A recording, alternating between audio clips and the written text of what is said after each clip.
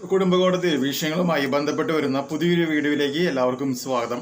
Video കാണുന്ന ആർക്കെങ്കിലും കുടുംബകോടതി വിഷയങ്ങളുമായി ബന്ധപ്പെട്ട് എന്തെങ്കിലും സംശയങ്ങളുണ്ടെങ്കിൽ കോൺടാക്ട് ചെയ്യാം. WhatsApp number +91 79 94 97 14 19.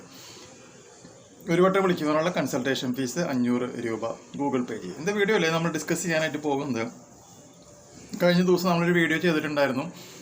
വാട്സപ്പ് ചാറ്റ് എന്ന് പറയുന്നത് ഡിവോഴ്സ് കിട്ടുവാനായിട്ടുള്ള ഒരു എവിഡൻസ് ആയിട്ട് കോടതിയിൽ ഉപയോഗിക്കാം എന്നുള്ളത് പറഞ്ഞുകൊണ്ട് അല്ലേ. അപ്പോൾ അതുമായി ബന്ധപ്പെട്ട് വന്നിട്ടുള്ള പ്രധാനപ്പെട്ട സെക്ഷൻസ് ഏതൊക്കെയാണ് എന്നുള്ളത് നമുക്ക് ഇന്നത്തെ ഈ ഒരു വീഡിയോയിൽ നമുക്ക് ഡിസ്കസ് ചെയ്യാം. ഫസ്റ്റ് പാർട്ട് കാണാത്തവർ ഫസ്റ്റ് പാർട്ടിൻ്റെ ലിങ്ക് ഫാമിലി കോർട്ട് ആക്ട് എന്ന് പറയുന്ന പ്ലേലിസ്റ്റിൽ പോയി കഴിഞ്ഞാൽ നിങ്ങൾക്കത് കിട്ടുന്നതായിരിക്കും.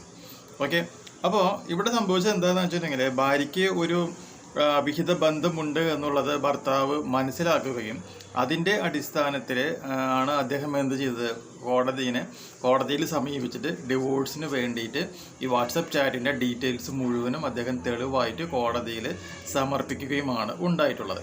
അങ്ങനെ ആ സംഭവങ്ങൾ സമർപ്പിച്ചപ്പോൾ ഭാര്യയുടെ അഡ്വക്കേറ്റ് കോടതിയിൽ പറഞ്ഞിട്ടുള്ള പ്രധാനപ്പെട്ട കുറച്ച് ലോ പോയിന്റ്സ് ഉണ്ട്. അതെന്തൊക്കെയാണ് എന്നുള്ളത് നോക്കാം. അവർ പറഞ്ഞു, ഇങ്ങനെ സമർപ്പിക്കുന്ന വാട്സപ്പ് ചാറ്റ് ഒരിക്കലും തെളിവായി സ്വീകരിക്കുവാനായിട്ട് സാധിക്കില്ല. കാരണമായിട്ട് പറഞ്ഞിട്ടുള്ളത് എന്താണെന്ന് വെച്ചിട്ടുണ്ടെങ്കിൽ, അത് ഇന്ത്യൻ ഭരണഘടനയിലെ ആർട്ടിക്കിൾ 21 എന്ന് പറയുന്നത് ഒരാളുടെ സ്വകാര്യതയുടെ ലംഘനമാണ് എന്നാണ് പറയുന്നത്. രണ്ടാമതായിട്ട് പറഞ്ഞിരിക്കുന്നത്, ഇന്ത്യൻ എവിഡൻസ് ആക്ട് സെക്ഷൻ 122 പ്രകാരം അത് ഒരിക്കലും കോടതിയിൽ ഒരു തെളിവായി സ്വീകരിക്കാൻ പറ്റില്ല എന്നുള്ള രണ്ടാമത്തെ ഒരു പോയിന്റും ഭാര്യയുടെ ലോയർ പറഞ്ഞു.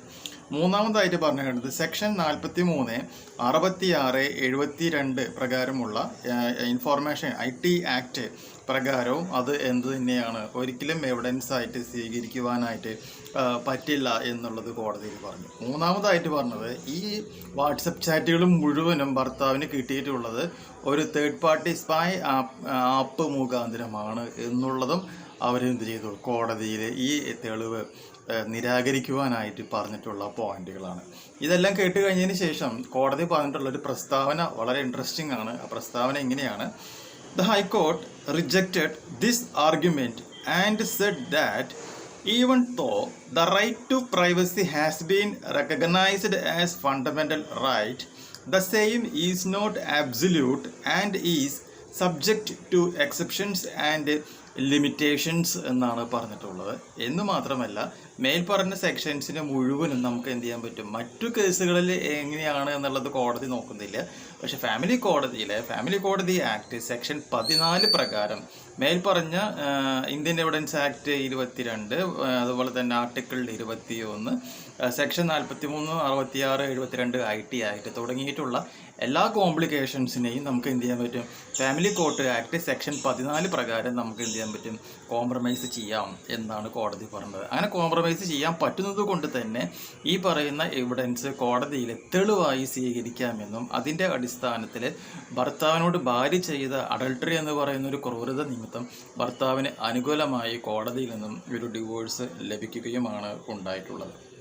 എന്നിട്ട് ലാസ്റ്റ് കോടതി പറഞ്ഞ പോയിന്റ് എങ്ങനെയാണ്, wife WhatsApp chats can be valid evidence about her extramarital affairs even when obtained without her consent, rules high court എന്നാണ് പറഞ്ഞത്. അതായത് ഭാര്യയുടെ സമ്മതമില്ലെങ്കിൽ പോലും ഭാര്യയുടെ സ്വന്തം മൊബൈൽ ഫോണിലുള്ള സ്വകാര്യമായ വാട്സപ്പ് ചാറ്റ് ഭാര്യയുടെ സമ്മതമില്ലാതെ കൈക്കലാക്കിയിട്ട് അത് എവിഡൻസ് ആയിട്ട് കോടതിയിൽ കൊണ്ടുവന്നാലും അത് എവിഡൻസ് ആയിട്ട് സ്വീകരിക്കാനായിട്ട് കോടതിക്ക് വിരോധമില്ല. എവിടെ മാത്രം, ഫാമിലി കോടതിയിൽ ഉപയോഗിക്കാനായിട്ട് വിരോധമില്ല എന്ന് നമ്മുടെ ഹൈക്കോടതി പറഞ്ഞു. അപ്പോൾ ഒരു കിഡിലൻ തേർഡ് പാർട്ടി ആപ്ലിക്കേഷനാണ് അവർ ഉപയോഗിച്ചിട്ടുള്ളത്.